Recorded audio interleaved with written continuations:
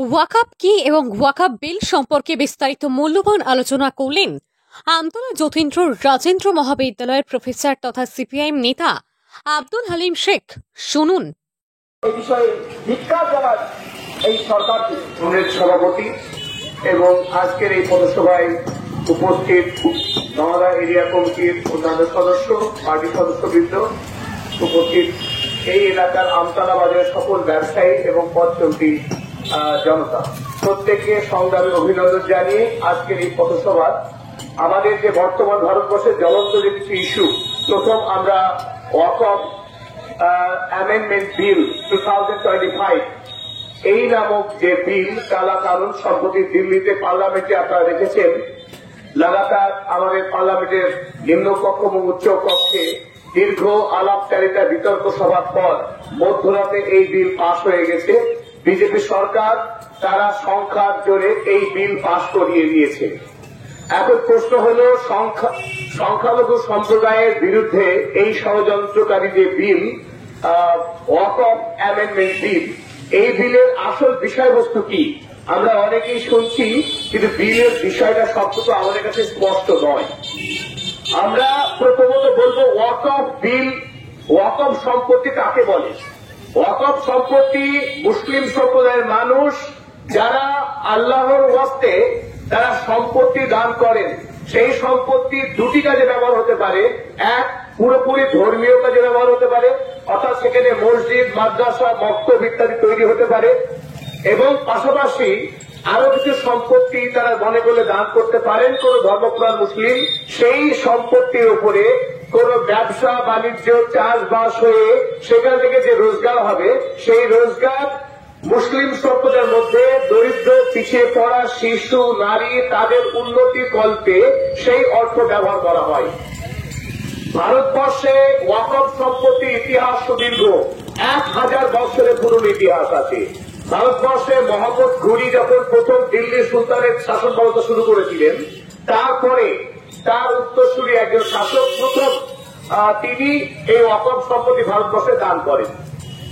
এরপর ভারতবর্ষের সুলতানি যুগ, মোগল যুগ পেরিয়ে এমনকি ইংরেজ শাসনকালেও অসংখ্য ভারতীয় বিভিন্ন প্রান্তে জমি দান করেন এই আল্লাহর ওয়াস্তে, অর্থাৎ ওয়াকফ সম্পত্তি।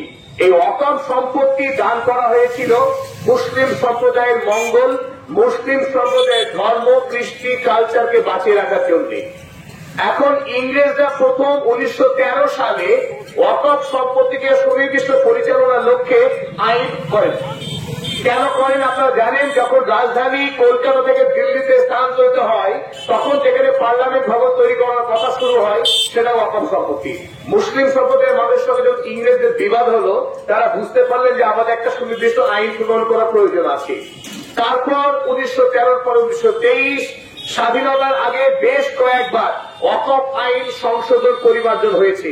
তারপরে বৃহত্তর 1954 সালে পণ্ডিত জওহরলাল নেহরু, ভারতবর্ষের প্রথম প্রধানমন্ত্রী, তার নেতৃত্বে পার্লামেন্ট একটা সুনির্দিষ্ট আইন প্রণয়ন করেছিল এই ওয়াকফের উপর। তারপর 1959, 64 থেকে পরপর একাধিকবার ওয়াকফ বিল ভারতবর্ষে পরিমার্জন এবং সংশোধন হয়েছে, কিন্তু সবশেষ প্রধানমন্ত্রী নরসিংহের আমলে 1995 সালে একটি সুসংহত ওয়াকফ আইন এই দেশে কিন্তু পাশ হয়েছিল। ভারতবর্ষে যেহেতু এর 1000 বছরের এক ইতিহাস, অসংখ্য সম্পত্তি, ওয়াকফ সম্পত্তি, সেই ওয়াকফ সম্পত্তি বেদখল হয়ে গেছে। অনেক সম্পত্তির সঠিক কাগজপত্র নেই। তাহলে ভারতবর্ষে, বিশেষ করে কলকাতায় আপনারা জানেন, সেন্ট্রাল কলকাতা, মধ্য কলকাতা, ইডেন গার্ডেন থেকে শুরু করে আপনার আকাশবাণী রেডিও সেন্টার, রাজভবন থেকে শুরু করে, রাইটার্স বিল্ডিং থেকে শুরু করে হাজী মোহাম্মদ মহসিনের দান করা অসংখ্য সম্পদ, কলকাতার আনাচে কানাচে হাজার হাজার বিঘা সম্পত্তি রয়েছে। হাজী মোহাম্মদ মহসিন অন্যতম, কিন্তু তার মতো আরো অসংখ্য মুসলিম সম্প্রদায় আমাদের এই রাজ্যে সম্পদ দান করেছিলেন।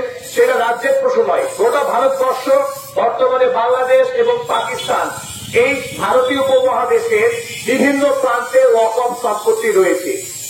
এখন প্রশ্ন হল, ভারতবর্ষে হিন্দুত্ববাদী বিজেপি সরকার যারা মনে করেন মুসলমান সম্প্রদায়কে ভারতবর্ষ থেকে চিরতরে নির্মূল করতে হবে, তাদের ধর্মীয় আচার সংস্কৃতিকে মুছে দিতে হবে, মসজিদের আজান বন্ধ করতে হবে, তাদের কাছে ওয়াকফ সম্পত্তির অস্তিত্ব এবং তারা আসল লক্ষ্য হচ্ছে ওয়াকফ সম্পত্তিকে ছিনিয়ে নিয়ে এবং আম্বানি আদানি হাতে তুলে দেওয়া বা অন্যান্য কর্পোরেট সংস্থা হাতে তুলে দেওয়া। এই লক্ষ্যে তারা এক নতুন ষড়যন্ত্রকারী একটা বিল আনলেন। আমি দুটো বিলের মধ্যে ফারাক বলবো। 1995 সালে আমাদের ভারতবর্ষে ওয়াকফ সম্পত্তি ওয়াকফ বাই ইউজার, অর্থাৎ যে সম্পত্তি ওয়াকফ সম্পত্তি বলে বিগত 400, 500 বছর, 100 বছর, 200 বছর ধরে যেখানে মসজিদ, মাদ্রাসা, বক্তব্য রয়েছে, সেই সম্পত্তিকে ধরে নেওয়া হবে ওয়াকফ সম্পত্তি। এই সম্পত্তিকে আইনি স্বীকৃতি দেওয়া হয়েছিল 1995 বছরের আইনে। দ্বিতীয়ত বলা হয়েছিল যে সমস্ত সম্পত্তি নিয়ে আইনি বিতর্ক রয়েছে, যে সেই সম্পদের মালিককে ওয়াকফ না অন্য কেউ মালিক, এই সমস্ত অসংখ্য মামলা চলছিল বিভিন্ন কোর্টে। সেই মামলা সুষ্ঠু সমাধানের জন্য একটি ওয়াকফ ট্রাইব্যুনাল বোর্ড তৈরি করা হয়েছিল 1995 সালে। যে ট্রাইব্যুনাল বোর্ডে সরকার নিযুক্ত আইনজীবী যারা ওই মামলা তারা বিচার করবেন এবং সঠিক সুষ্ঠু সমাধান করবেন। এই ট্রাইব্যুনাল তারা দক্ষতার সঙ্গে কাজ করছিল। তৃতীয়ত, আপনারা সবাই জানেন ভারতবর্ষের দিল্লিতে সারা ভারতবর্ষের ওয়াকফ সম্পত্তিকে সুনির্দিষ্টভাবে পরিচালনা করার জন্য সেন্ট্রাল ওয়াকফ কাউন্সিল একটা নির্মাণ করা হয়েছিল। একদিকে দিল্লিতে সেন্ট্রাল ওয়াকফ কাউন্সিল, প্রত্যেকটা রাজ্যে ওয়াকফ বোর্ড এবং তার নেতৃত্বে অসংখ্য মুতোয়ালিরা যারা এই ওয়াকফ সম্পত্তিকে পরিচালনা করেন তাদের মুতোয়ালি বলা হয়। এই মুতোয়ালিদের নেতৃত্বে আমাদের ভারতবর্ষের ওয়াকফ সম্পত্তিকে দেখভাল করা হতো। আমাদের ভারতবর্ষে বর্তমানে 38 লক্ষ একর জমি রয়েছে ওয়াকফ জমি। সংখ্যাটা ভয়ঙ্কর। ভারতবর্ষের তৃতীয় বৃহত্তম সম্পদ বলা হয় ওয়াকফ সম্পদকে। 38 লক্ষ একর জমি রয়েছে ওয়াকফ তালিকাভুক্ত, অর্থাৎ আল্লাহর ওয়াস্তে দান করেছেন মুসলিমরা এমন সম্পদের পরিমাণ 38 লক্ষ একর জমি। সেই জমিগুলো বর্তমান ভারতবর্ষের বিভিন্ন বড় বড় শহরের প্রাণকেন্দ্রে উপনীত। দুর্ভাগ্যের বিষয় 2007 সালে জাস্টিস সাচার যখন সেই মুসলিম সমাজকে নিয়ে যখন তার পরিসংখ্যান চালিয়েছিলেন, তিনি দেখেছিলেন ভারতবর্ষে মুসলিমদের ওয়াকফ সম্পদ থেকে মাত্র 12,000 কোটি টাকা আয় হয়। তিনি সে সময় বলেছিলেন যে ওয়াকফ সম্পত্তি থেকে বছরে আয় হওয়া উচিত 12,000 কোটি টাকা আয় হওয়া উচিত বাৎসরিক। 2007 সালের কথা। আজকে যদি আমরা 5 গুণ বাড়িয়ে দিই তাহলে 5 × 60, 60 লক্ষ কোটি টাকা বাৎসরিক আয় হওয়া উচিত ওয়াকফ সম্পদ থেকে। কিন্তু আমরা জানি ওয়াকফ সম্পত্তি নিয়ে কেন্দ্র সরকার, রাজ্য সরকার তারা অনেক সম্পদ ইতিমধ্যে এনক্রোচ করে নিয়েছে এবং বিভিন্ন লোক যুগে যুগে কালে জালে সেই সম্পত্তিকে তারা দখল করে নিয়েছে। যে সম্পত্তিগুলো এখন ওয়াকফ থেকে আমরা ওয়াকফ থেকে কোনো রোজগার পাই না। আমার এ নিয়ে অসংখ্য ইরেগুলারিটি তো আছে। অর্থাৎ আজ থেকে 1940 সালে কোন সম্পদ ভাড়া দিয়ে হচ্ছে 5 টাকায়, তারা আজও 5 টাকায় ভাড়া দেয়, যদিও সেই ভাড়া আজকে হওয়া উচিত 5 লক্ষ টাকা, কিন্তু 5 টাকা ভাড়া দেওয়া হয়। এই নানান ইরেগুলারিটিস রয়েছে।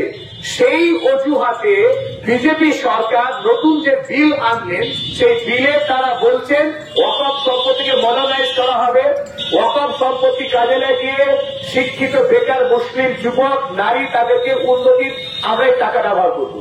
সরকার খরচ করতে পারলে ওয়াকফ সম্পত্তি থেকে উন্নতি করা হবে। আর মজার ব্যাপার হলো তারা এসে এই 25 অ্যামেন্ডমেন্ট বিলের প্রথম ভয়ঙ্কর যে কথা তা হলো ওয়াকফ বাই ইউজার, এই অনুচ্ছেদ তুলে দেওয়া হলো। অর্থাৎ কি, ভারতবর্ষে 300 বছর 400 বছর ধরে যে সমস্ত মসজিদ রয়েছে ওয়াকফ সম্পত্তিতে, সেই মসজিদ ভেঙে ঘুরিয়ে দেওয়া হবে, সেই সম্পদ কেড়ে নেওয়া হবে সরকারের পক্ষে। সম্প্রদায় ওয়াকফ বোর্ড আইনি কোন লড়াই করতে পারবে না। বাবরি মসজিদ ভাঙতে গিয়ে বিজেপি সরকারকে যে বেগ পেতে হয়েছিল, আগামী দিনে তাদের যে লক্ষ্য, জ্ঞানবাদী মসজিদ থেকে শুরু করে খাজা মঈনুদ্দিন চিশতির দরগা থেকে শুরু করে ভারতবর্ষের অসংখ্য মসজিদ ইতিমধ্যে তালিকাভুক্ত RSS চাইছে ভাঙতে। এই ভাঙতে গিয়ে আইনি অনেক জটিলতা, এই জটিলতা হাত থেকে বাঁচতে গিয়ে বিজেপি সরকার এক ব্রহ্মাস্ত্র চাল চলেছে যে আইনের বলে সমস্ত মসজিদকে ভেঙে ঘুরিয়ে দেওয়া হবে এবং সেখানে কোন রকম প্রতিরোধকে মানা হবে না। এই জন্য এক রহমায় বিজেপি সরকার অত্যন্ত ঘৃণ্য ভারতীয় সংবিধান বিরোধী একটি আইন, সেই আইনে বলা হলো যে এই অনুচ্ছেদ অর্থাৎ ওয়াকফ বাই ইউজার, এই অনুচ্ছেদ আজ থেকে তুলে দেওয়া হলো। অতি ভয়ঙ্করতম এই অনুচ্ছেদ। দ্বিতীয় ভয়ঙ্কর অনুচ্ছেদ কি? ভারতবর্ষে যে সমস্ত ওয়াকফ সম্পত্তি নিয়ে বিতর্ক আছে, যারা আপনারা সবাই জানেন বন্ধুবান, ভারতবর্ষে কোন মুসলিম সম্পদ এখন বিতর্কের ঊর্ধ্বে নয়। প্রত্যেকটা মসজিদের তলায় মন্দির আছে বলে দাবি করা হয়। প্রতিদিন ওয়াকফ সম্পত্তির বিরুদ্ধে থানায় গিয়ে মামলা করা হচ্ছে, মিথ্যা মামলা। সেই ভারতবর্ষে আমরা জানি কোন ওয়াকফ সম্পদ সুরক্ষিত নয়। এখন বলা হলো যে সমস্ত ওয়াকফ সম্পত্তি নিয়ে বিতর্ক রয়েছে তার মামলার নিষ্পত্তি আর ট্রাইব্যুনালে হবে না, অর্থাৎ ওয়াকফ ট্রাইব্যুনালকে পুরোপুরি তুলে দেওয়া হলো। এই নতুন আইনে ওয়াকফ ট্রাইব্যুনালকে বাতিল বলে ঘোষণা করা হলো। তাহলে এই মামলার নিষ্পত্তি কে করবে? বলা হচ্ছে ভারত সরকার নিযুক্ত জেলা শাসক ডিএম সাহেব, তিনি এই মামলা শুনবেন এবং এই মামলার নিষ্পত্তি করবেন ডিএম। আপনারা প্রত্যেকেই জানেন বর্তমানে যে ভারতবর্ষ, যেখানে আমলাতান্ত্রিক ভারতবর্ষে কোন আমলা স্বাধীন নয়, আমলা স্বাধীনভাবে কাজ করার ক্ষমতাকে গুড়িয়ে দেওয়া হয়েছে ভেঙে। এই দেশে ডিএম এর ক্ষমতা আছে যে তিনি গণতান্ত্রিক নিয়ম মেনে নিরপেক্ষতা বজায় রেখে ওয়াকফ সম্পত্তির মালিকানা যাচাই করতে পারবেন। তিনি ওয়াকফ সম্পত্তিকে কেড়ে নেওয়ার কাজ করবেন, এটা পরিষ্কার। প্রাইম মিনিস্টার অফিসের নিয়ম মেনে, নির্দেশ মেনে ডিএমরা ওয়াকফ সম্পত্তি খাবেন, এই তার সুব্যবস্থা করা হলো এই অ্যামেন্ডমেন্ট বিলের মাধ্যমে। দ্বিতীয় সব থেকে মারাত্মক রাইট টু ইকুয়ালিটি আইন, আমাদের ভারতবর্ষের সংবিধান, যেখানে প্রত্যেকটা ভারতীয় সম্প্রদায়কে ধর্ম পালন করার, ধর্ম বিশ্বাস করার এবং ধর্ম না বিশ্বাস করার সমস্ত অধিকার যেখানে দিয়েছে, সেখানে বলা হলো মুসলিমদের যে ওয়াকফ বোর্ড, সেন্ট্রাল ওয়াকফ বোর্ড, স্টেট ওয়াকফ বোর্ড, এই ওয়াকফ বোর্ডগুলিতে যে সকল মেম্বার থাকবে সেখানে অমুসলিম সদস্য নিযুক্ত করতে হবে। অথচ হিন্দু এন্ডাওমেন্ট আইন, শিখ এন্ডাওমেন্ট আইন, এখানে কোন রকম পরিবর্তন এলো না। যেখানে মন্দিরে যে ট্রাস্ট, সেই ট্রাস্টে কোনো মুসলিম সদস্য হতে পারবেন না, শিখ ট্রাস্টে কোনো শিখ নন এমন কোন মানুষ সদস্য হতে পারবেন না। কিন্তু কেবলমাত্র ওয়াকফ ট্রাস্টের ক্ষেত্রে নিয়ম ভাঙা হলো।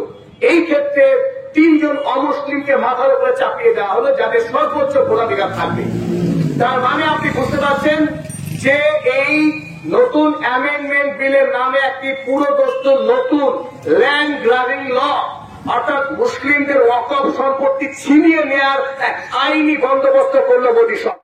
নিউ গিনি গোল্ড সম্পূর্ণ শীততাপ নিয়ন্ত্রণ শোরুম, প্রোপাইটার গোলাম ও মিরন মণ্ডল, পাটিকাবাড়ি বাজার, নওদা, মুর্শিদাবাদ। এখানে নিত্য নতুন ডিজাইনের সোনা ও চাঁদির গহনা তৈরি এবং বিক্রয় করা হয়। এছাড়াও এখানে কেডিএম ও হলমার্কযুক্ত সোনার গহনা নিজ হস্তে তৈরি করা হয়। বিবাহ বা যে কোনো অনুষ্ঠানে উপহার দেওয়ার জন্য গহনা সবসময় রেডি থাকে, আসলেই পেয়ে যাবেন। আমাদের ফোন নাম্বার 9647251416 অথবা 8944838035। নমস্কার, আমি Hima Khatun, community health officer, Bochadanga SSK. TB রোগ প্রতিরোধে নির্ভরযোগ্য টিকা বিসিজি প্রথম পর্যায়ে পশ্চিমবঙ্গের 7টি জেলাতে এই ভ্যাকসিনটি শুরু হয়েছে এবং এই ভ্যাকসিনটা কারা কারা নেবেন? যাদের গত 5 বছরের মধ্যে টিবি রোগ হয়েছে বা 3 বছরের মধ্যে কোনো টিবি রোগীর সংস্পর্শে এসেছেন, বয়স্ক ব্যক্তি যাদের বয়স 60 বছর বা 60 বছরের ঊর্ধ্বে, যাদের বিএমআই 18-র কম এবং বর্তমানে ধূমপান করছেন বা অতীতে কখনো ধূমপান করেছেন, এবং যে সমস্ত মানুষ ডায়াবেটিস বা মধুমেহ রোগে আক্রান্ত, তারা এই ভ্যাকসিনটা নিকটবর্তী উপস্বাস্থ্য কেন্দ্র থেকে বিনামূল্যে নিয়ে নেবেন। আমাদের মেন লক্ষ্য টিবি মুক্ত বাংলা এবং টিবি মুক্ত দেশ গড়া। এটা আমাদের জাতীয় যক্ষ্মা নির্মূলীকরণ কর্মসূচির আন্ডারে পড়েছে। নমস্কার।